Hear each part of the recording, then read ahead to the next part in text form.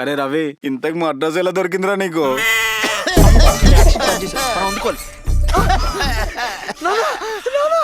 జాగ్రత్త నానా, అసలు నీకు ఆరోగ్యం కూడా సరిగా లేదు.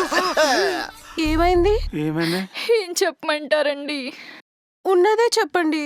మా నాన్నకి హార్ట్లో పెద్ద హోలు, అది మామూలు హోలు కాదు, ఇంత పెద్ద హోలు.